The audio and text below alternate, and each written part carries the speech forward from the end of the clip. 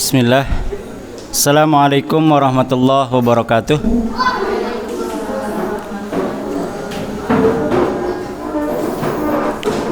Innal hamdalillah nahmaduhu wa nasta'inuhu wa nastaghfiruh wa na'udzu billahi min shururi anfusina wa min sayyiati a'malina. May yahdihillahu fala mudhillalah wa may yudlilhu fala hadiyalah.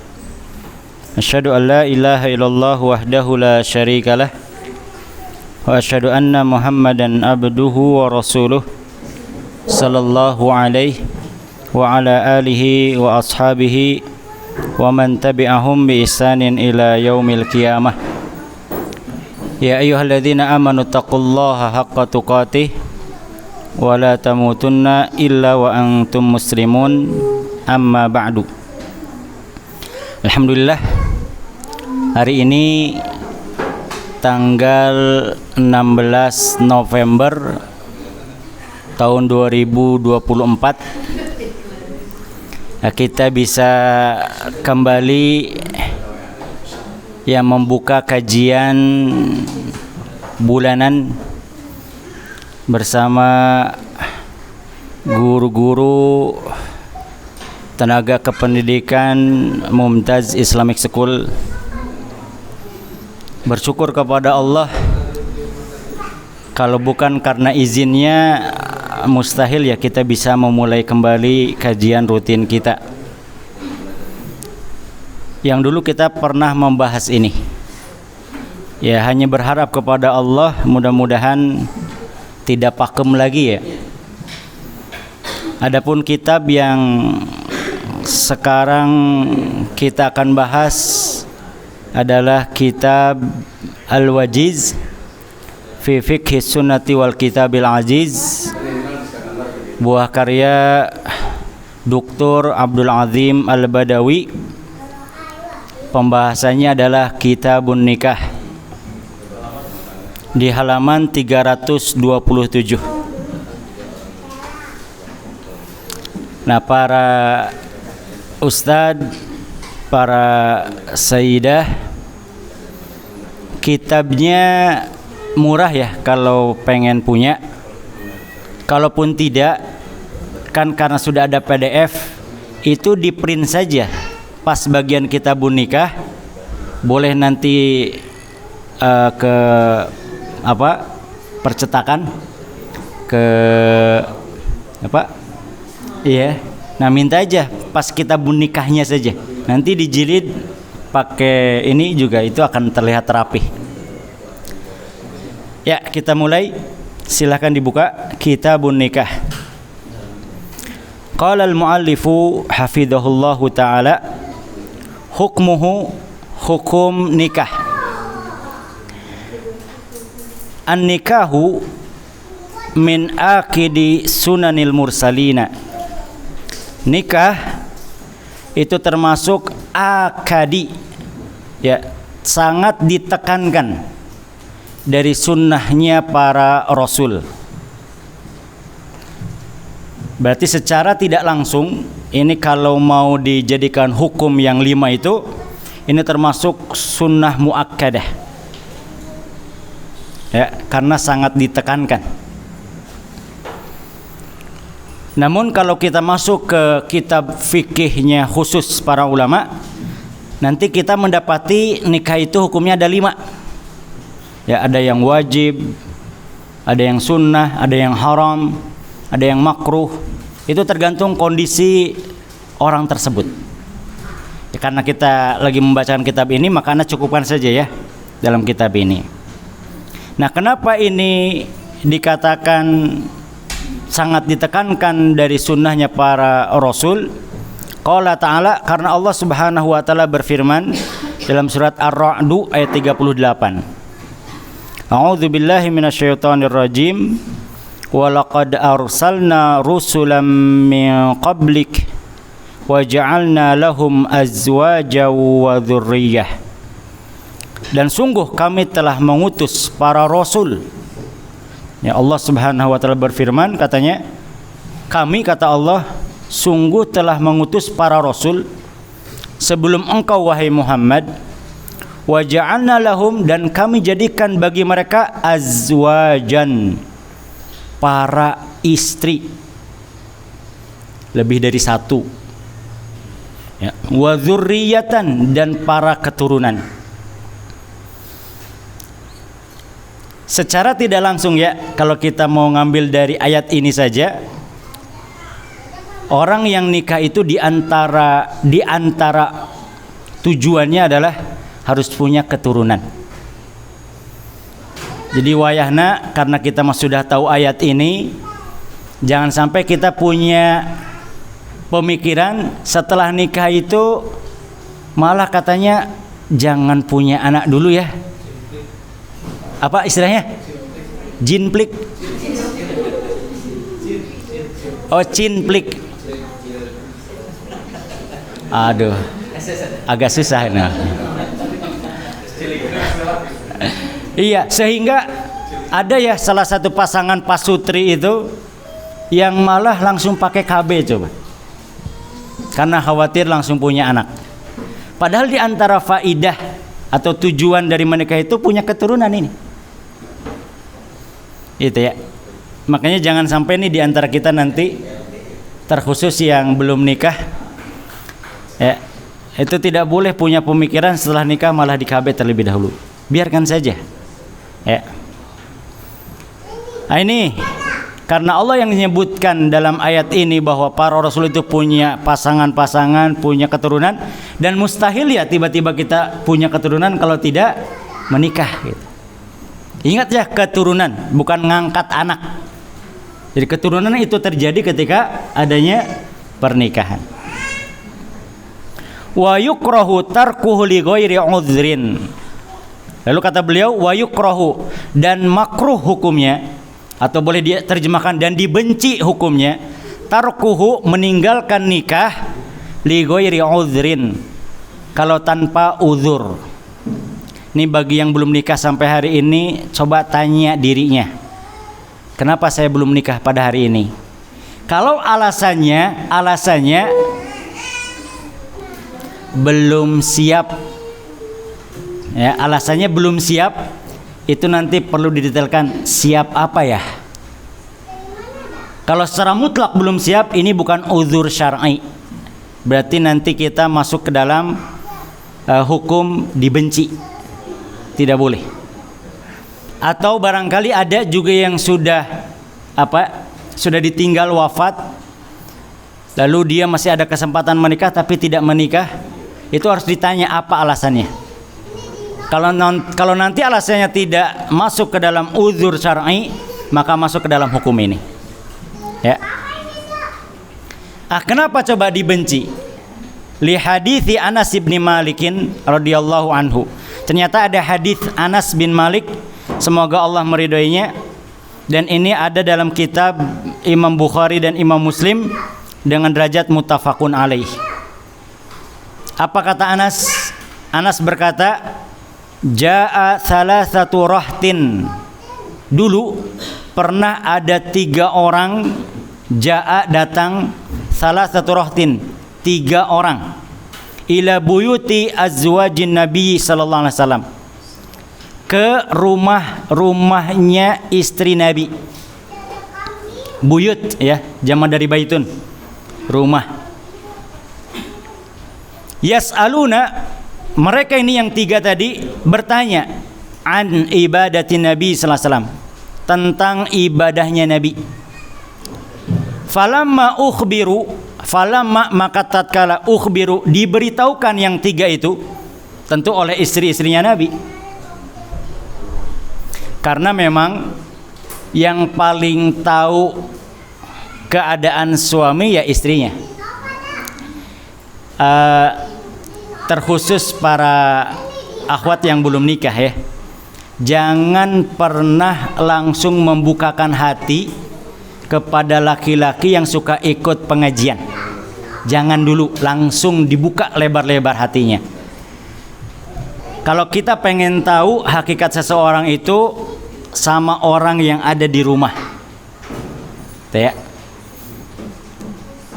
Kenapa? Ya karena kalau tampilan di luar orang pasti jaga image kan ya. Gitu. Tapi nanti yang paling tahu itu ketika di rumah. Itu yang paling tahu.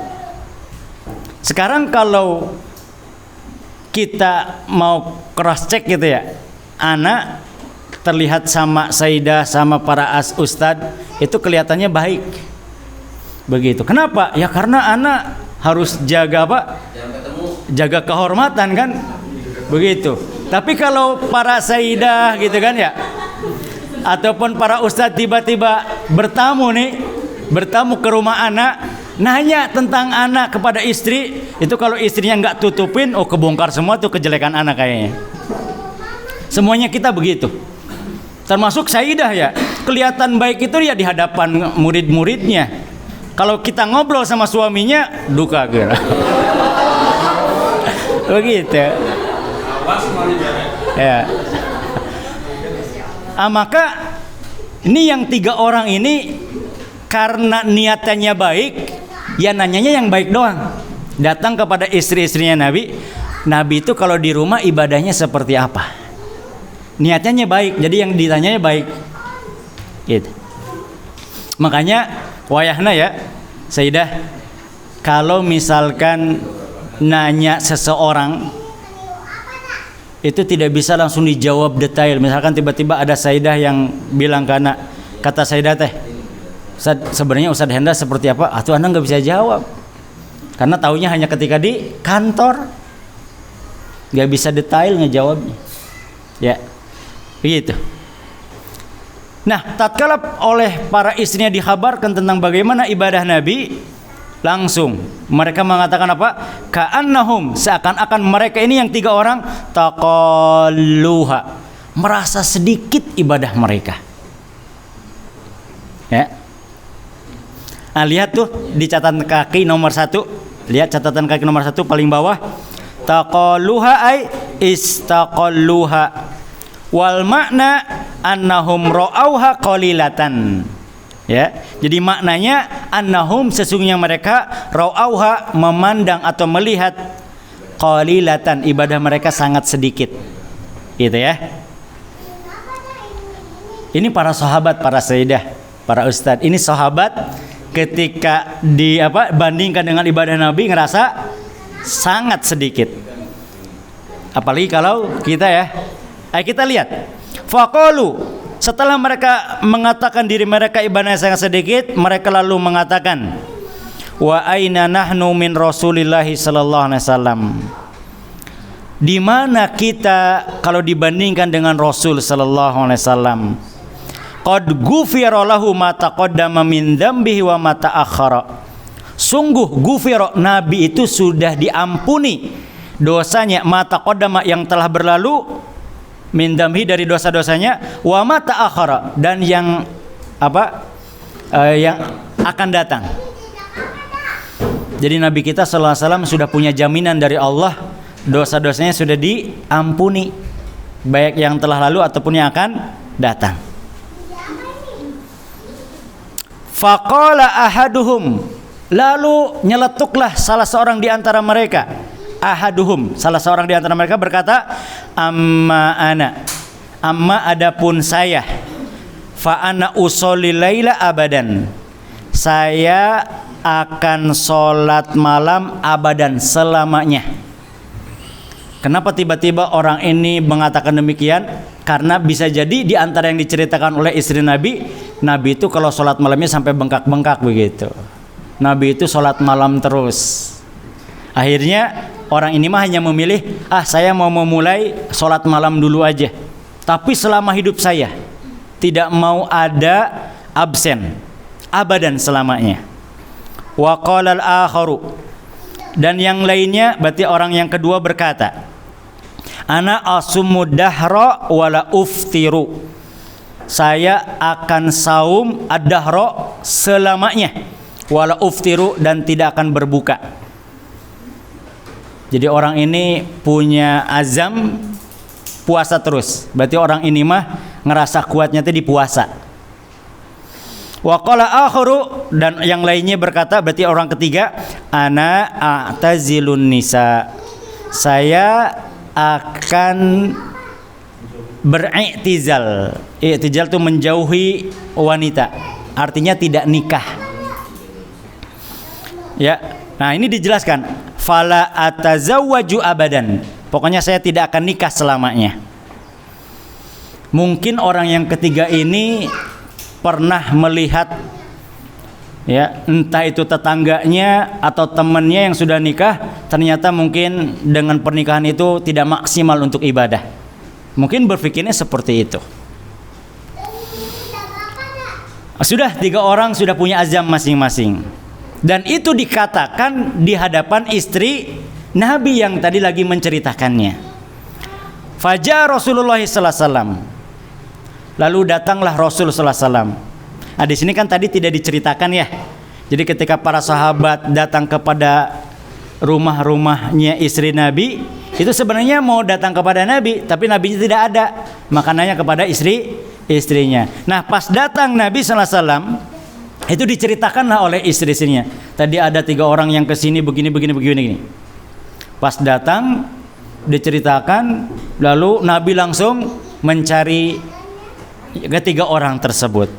Lalu ketemulah ceritanya. Faqala, lalu Nabi berkata kepada mereka, antumul ladzi qultum kadza wa kadza, kaliankah yang qultum berkata kadza wa kadza, begini dan begini? Ama wallahi, adapun demi Allah, ini sesungguhnya aku la akhsyakum lillahi, orang yang paling takut dari kalian kepada Allah, wa atqakum lahu, dan orang yang paling bertakwa dari kalian kepada Allah. Ini bukan maksud Nabi sombong ya, tapi biar dia tahu bahwa aku saja orang yang paling takwa, begini amalannya gitu. Apalagi kalian yang biasa saja. Apa kata Nabi? Walakinni asumu wa uftiru, akan tetapi aku puasa dan aku juga berbuka. Wa usolli wa arkudu, dan aku sholat dan aku pun tidur. Wa atazawwajun nisa, dan aku menikahi wanita-wanita atau banyak wanita. Nah, ini yang sering apa? Yang sering dibacakan ya. Faman raghiba an sunnati falaysa minni. Kalau di tempat-tempat pernikahan biasanya disingkat an-nikahu sunnati, faman raghiba, langsung ke sini. Nah, ini hadis yang lengkapnya ya. Faman ragibaan, maka barang siapa yang benci. Nah, kenapa tadi hukumnya jadi makruh? Karena ini hadisnya, faman ragibaan, barang siapa yang benci sunnahku, inilah sunnah Nabi sallallahu alaihi wasallam, falaisa minni, maka bukan dari golonganku. Kalimat falaisa minni, kata para ulama kita itu bermakna, kalau ada orang yang 3 tadi melakukan seperti itu, ketahuilah itu bukan dari ajaran kami, kata Nabi. Itu diantara maknanya. Karena bukan dari ajaran kami, berarti dia tidak mau ikut golongan kami. Ya, jadi kalau ada orang yang tidak mau menikah tanpa uzur syar'i, berarti dia telah membenci sunnah Nabi. Ya, dan kalau dia membenci sunnah Nabi, kata Nabi, falaisa minni, bukan termasuk golonganku. Nah, maka dari hadis ini timbullah sebuah judul, ayo gemarkan menikah. Bagi yang belum, ayo cepat segera.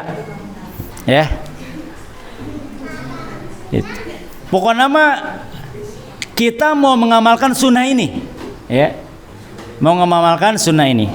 Cuman tadi ya, tidak juga dimaknai oh berarti enggak nama padu bae lah neangan pasangan, tiba-tiba enggak begitu juga. Nanti kita akan bahas ya. Begitu. Ini mah hanya untuk membantah. Barangkali kita sekarang diundur terus nikah itu tanpa ada tujuan yang jelas. Nah, maka khawatirlah masuk ke dalam hadis ini. Tapi kalau nanti ada uzur yang syar'i, alasan yang jelas, itu lain lagi ceritanya. Ya, lanjut. Wa yajibu 'alal qadiri 'alaihi wa yajibu. Nah, ini berarti hukum yang ketiga ya. Wa yajibu, dan wajib hukumnya alal qadiri alaihi, orang yang mampu nikah, idza khosya ala nafsihil anata, apabila khosya khawatir, ala nafsi terhadap dirinya sendiri, al anata jatuh kepada dosa atau maksiat. Berarti ini yang sudah siap nikah ya, hukumnya wajib, apalagi kalau pemikirannya sudah tidak bisa dibendung. Ya. Para sayyidah yang ngajar SMP ya, atau para ustadz yang ngajar SMP, kita harus terus mengingatkan mereka. Karena di antara yang merusak orang itu jadi sudah masuk ke wajib nikah padahal belum saatnya, itu karena tontonan. Ya.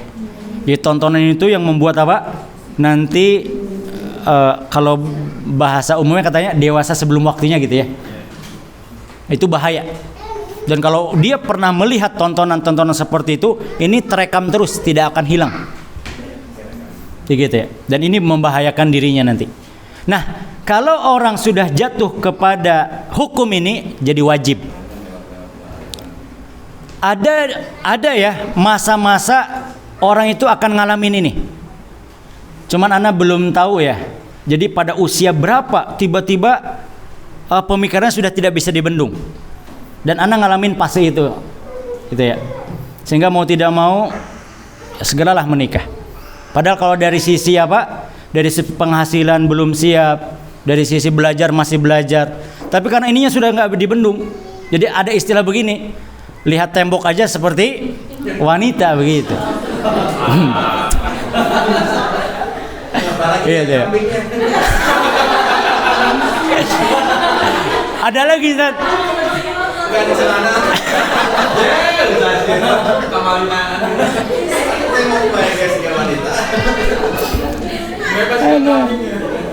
Malah ada yang berkata begini, kita ini kan masa belajar ya, kita baca kitab, tapi katanya huruf-hurufnya itu kayak menari-menari gitu. Iya. Nah, kalau memang sudah masuk ke fase ini, itu jangan ditunda lagi. Karena nanti syaitannya akan semakin banyak di dalam dirinya dan dia sudah tidak bisa menggunakan akal sehatnya. Ya. Jadi sudah tidak bisa lagi digunakan akal sehatnya, artinya akhirnya jatuh kepada sesuatu yang diharamkan. Kenapa sih ya kita ini umat Islam diingatkan oleh Allah bahwa pacaran ini hukumnya haram? Karena ini faktor terbesar orang itu jatuh kepada yang kita lagi bahas. Mohon maaf ya, tidak akan pernah mungkin dalam tanda kutip kalau tidak diperkosa ya. Jadi tiba-tiba misalkan saya tidak kenal dengan wanita, tiba-tiba pas saya ketemu jatuh kepada dosa dan maksiat, mustahil.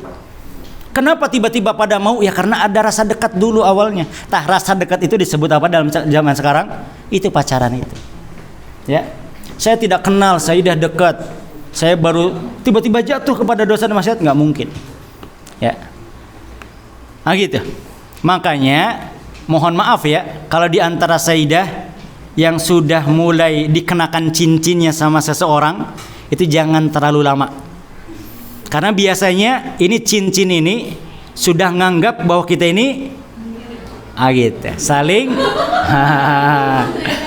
saling apa sayyidah? Saling apa teh? Saling ngopek. Ya, saling mencintai, saling memiliki, dan pasti jadi sebuah pasangan. Sehingga ngerasa apa? Karena sudah pasangan, jadi bebas apapun yang akan dilakukan. Nah ini bahaya. Padahal ini belum apa-apa. Dan mungkin saja orang yang sudah dia khitbah itu tidak jadi menikah, sangat mungkin. Ya makanya hati-hati. Karena mohon maaf ya, di Palemburan itu sayyidah, orang dari mulai kenalan ke khitbah itu jaraknya lumayan lama. Yang disebut oleh kita pacaran itu. Jadi dari mulai kenal sampai proses khitbah itu dicincinin itu lama prosesnya. Jaraknya. Nanti sudah di khitbah, kira-kira mau cepat nikah, ternyata jaraknya panjang lagi. Dan kemana-mana sudah bareng saja. Kadang-kadang di rumahnya malah sudah bareng. Nah, ini bahaya. Ya. Nah, kalau sudah seperti ini, orang tua itu nggak boleh membiarkan. Karena ini khawatir jatuh kepada dosa dan maksiat. Harus segera dinikahkan. Karena hukumnya sudah beralih menjadi wajib. Nah, kita orang yang sudah punya anak yang lumayan besar, ya, saya endang wayahna begitu ya, terus ngikutin tuh. Siapa lagi ini yang udah punya anak yang besar? Ustaz Siroj, ya, insyaallah ya. Ustaz Eka, ya kan? Iya. Nah itu, terus ingetin ya. Gitu. Harus terus diingatkan. Ya. Lalu kata beliau ke kitab lagi, li'anna zina haramun. Karena sesungguhnya zina itu haram. Jangankan zina ya diharamkan, mendekati zina saja sudah haram. Ya, mendekati zina saja haram. Karena tadi nggak mungkin orang tiba-tiba main berzina begitu saja, nggak mungkin sama sekali. Ya, kecuali karena ada kedekatan. Makanya Allah Subhanahu wa taala ya di dalam Al-Quran itu dalam surat Al-Isra kan bunyinya bukan wala taznu ya, tapi wala taqrabu az-zina. Jangan deket-deketin zina tuh. Apa wasilah yang paling dekat kepada zina kalau bukan pacaran? Berarti pacaran juga hukumnya haram. Ada nggak pacaran Islami? Sekarang mah katanya kalau pacaran Islami mah nggak ada. Sekarang ada yang lebih keren, pacaran sunnah. Oh iya. Itu pacaran sunnah seperti apa pacaran sunnah? Ngingetin ikut kajian, ya kan? Ngingetin sholat malam, gitu kan? Itu pacaran sunnah itu. Katakan kepada mereka yang mengatakan pacaran sunnah, coba tanya, baru berapa pacarnya? Oh, baru 2 hari. Oh, benar. Itu pacaran sunnah. Baru 2 hari sih. Nanti kalau sudah 2 minggu, itu beda lagi tuh. Gitu. Apalagi 2 bulan, apalagi 2 tahun. Oh, sudah lupa tuh pacaran sunnahnya tuh. Ya kan? Sudah berani megang-megang tangan nanti. Sudah berani khalwat nanti. Begitu. Ingat ya. Perzinahan itu tidak mungkin langsung kalau belum ada kedekatan, gitu ya. Terkhusus para akhwat ya, terus para akhwat jangan mau digombalin sama laki. Kita ini laki nih, kita jadi saksinya bahwa laki-laki itu kalau tidak datang kepada orang tua kalian gitu ya, lalu benar-benar menentukan waktu nikah, maka hukum asalnya mereka ini pendusta. Gitu aja laki-laki. Nggak masalah ya, kita laki-laki nih jadi saksi nih ya. Iya, atau bahasa lainnya kan gombal gitu kan ya. Laki-laki makan jagonya. Dan anehnya perempuannya tuh mau aja gitu dikebulin ya. Aduh. Nanti nyeselnya apa kalau sudah terjadi gitu ya. Jangan ya. Kan laki-lakinya gampang, tinggal ditinggalin, pura-pura ada masalah, dianya tidak nurut, dianya tidak mau lagi, sudah putusin. Yang nyesel siapa? Gitu, ya. Lanjut. Wa kadzalika, dan seperti itu juga mayuaddi ilaih, apa saja yang menghantarkan terjadinya zina. Ini yang dimaksud oleh kita tadi itu pacaran. Awas ya, sekali lagi, yang sudah masuk ke fase khitbah itu kita tetap katakan pacaran kalau tidak langsung menikah. Kalau dia tetap kemana-mana bersama. Makanya mohon maaf ya, di antara ajaran Islam yang belum terrealisasikan pada kaum muslimin secara umum, itu ketika mau masangin cincin, itu yang beli cincinnya mereka berdua coba. Begitu ya. Laki-laki sama perempuan ceritanya mau ngadain khitbah, itu yang beli cincinnya malah berdua gitu, ke toko cincin bareng. Ini udah masuk ke ini yang dimaksud wa kadzalika mayuaddi ilaih, begitu. Tapi kalau yang sudah mulai ngaji nggak begitu, dia utus saudara perempuannya atau dia utus ibunya bersama perempuan itu, barulah diajak ke tempat cincin itu, begitu bukan berdua jalan-jalan begitu. Ya. Nah, ini hukumnya apa? Hukumnya haram. Ya, li'anna zina haram. Udah jelas kalau perzinahan haram. Malah disebutnya fahisyah. Ya. Terus wa kadzalika ma yu'addi ilaih. Dan wa kadzalika seperti itu juga ma yu'addi ilaih. Apa saja yang menghantarkan terjadinya zina, itu pun hukumnya haram. Wa ma huwa muqaddimatun lahu. Dan wama apa saja huwa yang hal itu muqaddimatun yang menjadi muqaddimah terjadinya zina. Ya, pokoknya rayuan apapun lah itu termasuk haram hukumnya. Jadi kahade ya, kalau kita tidak ada ikatan apapun, tidak perlu bahasa itu kita mohon maaf salah sambung. Eta teh ujungnya gitu. Awal nama apa? Sudah makan belum? Kamu siapa? Bukannya kamu ini pula? Nah, bukan. Oh maaf salah sambung. Padahal mah sama benar gitu. Hayang apal ngarespon teh perempuannya gitu kan. Hati-hati ya. Ini muqaddimah yang kalau memang disengajakan itu jatuhnya haram. Faman khasyiya ala nafsihi. Faman maka barang siapa khasyiya khawatir ala nafsi kepada dirinya al-wuqu'a benar-benar terjadi fi hada pada perzinahan ini, pada pacaran ini dan seterusnya, wajib alaihi wajib atasnya raf'uhu an nafsihi. Ya, menghilangkan dari dirinya masalah ini dengan cara apa? Dengan cara menikah. Karena kalau sudah menikah yang tadinya haram semuanya jadi halal dan berpahala. Tah lamun tos nikah mah erek ngagombal kumaha bae ge itu berpahala, begitu ya.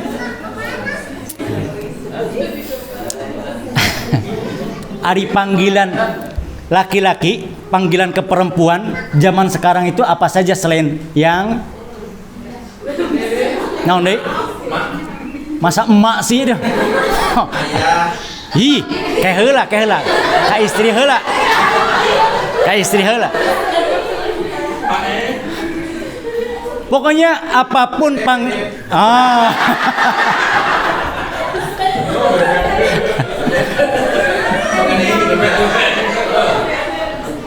ketahuilah ya, kalau sudah nikah, kita lagi ngomongin sudah nikah.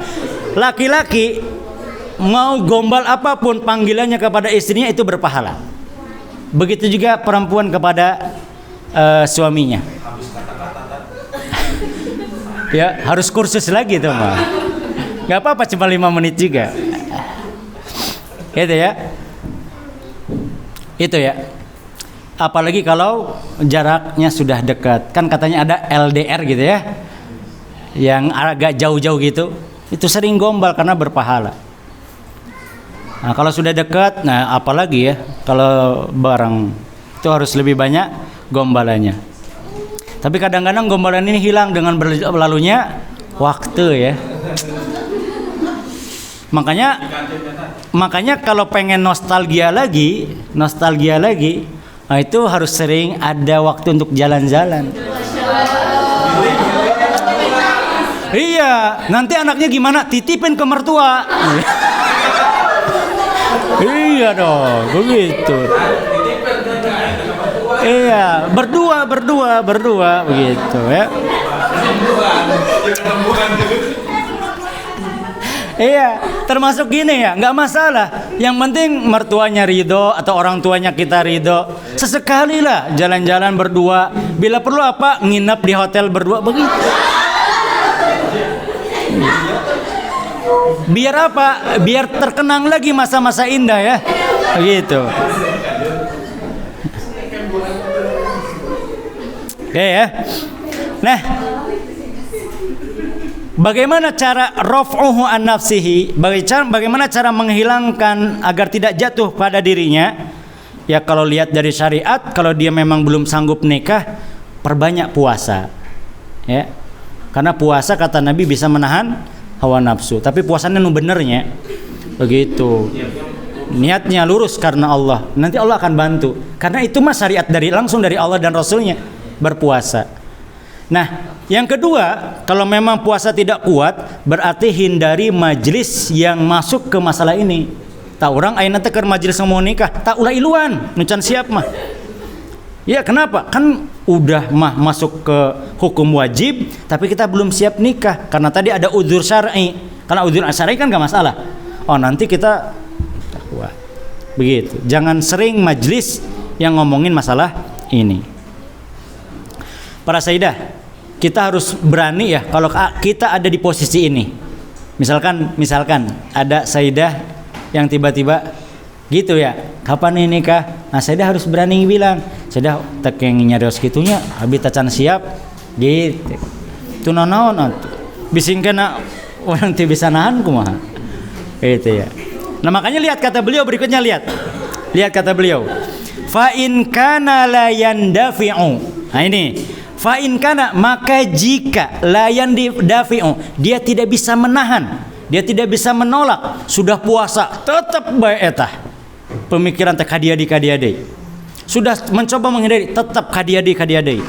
Illa binikah, kecuali dia harus nikah, wajib alaihi dzalik. Wayahna ngomong ke orang tua, Pak wayahna gua tikahkeun gitu. Karena tidak ada lagi jalan, sudah ditempuh tadi. Ini mah sudah wajib. Kenapa? Khawatir jatuh kepada dosa dan maksiat. Begitu, ya.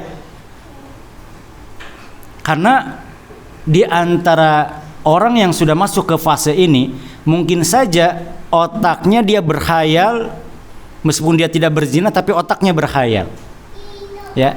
Dan ini pun sudah masuk ke zina, ya. Tapi cuma zina pemikiran.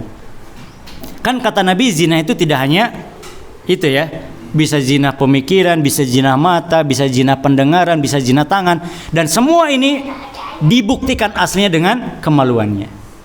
Begitu. Makanya kalau memang sudah jatuh ke fase wajib, wayahna ya, wayahna cepat ikutin prosesnya yang benar, insya Allah nanti Allah jaga dari jatuh kepada dosa dan maksiat. Ya, ini nih ternyata nih dibahas ya oleh beliau. Waman ajaza, barang siapa yang lemah, tidak mampu anin nikahi, dari menikah, wa huwa fihi raghibun, padahal dia itu ingin sekali menikah, fa alaihi bisaum, maka dia harus saum, puasa. Usia sudah masuk, ya kan? Dia sudah ingin menikah, tapi banyak kendala, entah dari orang tuanya, entah dari biayanya, banyak kendala. Berarti dia harus memperbanyak saum. Li hadis Ibnu Mas'udin, karena ada hadis dari Abdullah bin Mas'ud, semoga Allah meridainya. Qala lana Nabi sallallahu alaihi wasallam, kata Ibnu Mas'ud, Nabi sallallahu alaihi wasallam pernah bersabda kepada kami, ya ma'syarasy syabab, wahai para pemuda, termasuk para pemudi gitu. Man istata'a, barang siapa yang sudah mampu, minkum, di antara kalian, al-ba'ata. Nah, ini nanti banyak ya tafsiran al-ba'ah. Ba'ah ini arti umumnya kemampuan untuk menikah. Di antara yang memaknai kalimat al-ba'ah, mampu berzina. Berzina itu tidak ada ilmu mutlaknya ya. Karena ini sudah sunnatullah, semua orang bisa. Tanpa perlu membaca buku-buku tertentu, itu sudah bisa. Begitu. Jadi semua orang sudah mampu. Nah, kalau dia sudah mampu, falyatazawwaj, maka menikahlah. Ada juga yang mengatakan al-ba'ah ini apa? Maunah, biaya. Begitu. Kenapa kalau sudah mampu segeralah menikah? Falyatazawwaj, segeralah menikah. Fa innahu aghaddu lil basari. Karena nikah itu bisa aghaddu, menundukkan, lil basari, pandangan. Nah, kita orang nih yang sudah nikah, kalau pandangannya belum bisa ditundukkan, berarti ada yang salah dari diri kita. Karena di antara tujuan sudah menikah itu biar pandangan bisa lebih tertundukkan. Begitu, ya. Wa ahsanu lil farji, dan bisa menjaga kemaluannya. Ini para yang sudah nikah ya, terutama para akhwat yang suaminya juga kerja di luar. Wayana harus paham hadis ini. Kenapa? Karena suami yang bekerja di luar kayak kita orang, ya, itu kan melihat banyak perempuan, berbagai macam jenis, karakter dan bentuk. Sedangkan para laki-laki tahu sendiri kan, katanya syahwatnya lebih besar. Nah, kalau para istri tidak paham hadis ini, dia pasti akan sering menolak suaminya, dan ini bisa membahayakan nanti. Karena di antara tujuan menikah itu untuk menjaga farjinya. Begitu. Kalau ini tidak terpenuhi, itu bisa bahaya rumah tangganya. Ya. Begitu. Jadi sekali lagi, di antara tujuan menikah kata Nabi sallallahu alaihi wasallam itu bisa menundukkan pandangan. Ya. Ini umum. Mau ikhwan, mau akhwat, kalau sudah menikah tolong tundukkan pandangan. Begitu ya. Kalimat tundukkan pandangan itu jangan apa? Mengumbar itu ya, syahwat kita dinikmati ketika melihat pasangan. Misalnya saya melihat para sayyidah, karena bagi saya sayyidah itu pada cantik, jadi terus saja dinikmati. Itu jangan. Begitu juga pasti perempuan, karena perempuan juga punya perasaan yang sama kepada laki-laki. Jangan tundukkan pandangannya. Ya, itu diantara tujuan menikah dan menjaga tadi ya kemaluan. Begitu. Mohon saling mengertilah. Tadi terkhusus bagi yang kerjanya di luar rumah. Ya. Nah, wa man lam yastati, jika tidak mampu menikah, fa alaihi bisaum, nih sabda nabinya, maka dia harus puasa, fa innahu lahu wijaun. Kalau dia puasanya karena Nabi, dengan sabda Nabi ini benar niatnya karena Allah untuk menjaga dirinya, fa innahu, maka puasa itu lahu bagi orang tersebut wijaun, jadi obat. Ya. Jadi penghalang antara dirinya dengan hawa nafsu tadi. Ya. Dengan syahwat tadi, dengan keinginan tadi. Jadi penghalang. Karena Allah yang memiliki nafsu yang ada pada diri kita, maka Allah juga yang mampu meredamnya. Maka harus karena Allah memang puasanya. Jadi kalau ada orang yang bilang begini, puasa mah puasa tapi anggar baik, nah itu perlu dikoreksi dulu. Benar nggak puasanya? Sudah diperbaiki belum? Barangkali ada yang belum diperbaiki. Kalau sudah, memang dia mah sudah masuk ke fase ya wajib menikah tuh. Jangan ditunda-tunda lagi. Itu ya. Hadis ini juga ada dalam kitab Imam Bukhari, Imam Muslim, Imam Abu Daud dan lain-lain banyak ya. Tinggal dilihat di catatan kaki nomor 1. Nah, ini diantara pembukaan dari kitab nikah dengan pembahasan hukumnya. Jadi secara tidak langsung, beliau di sini hanya menyebutkan 3 hukum ya. Yang pertama hukumnya sunnah, yang kedua hukumnya makruh, dan yang ketiga hukumnya wajib. Tapi kalau di dalam kitab yang lain itu disempurnakan.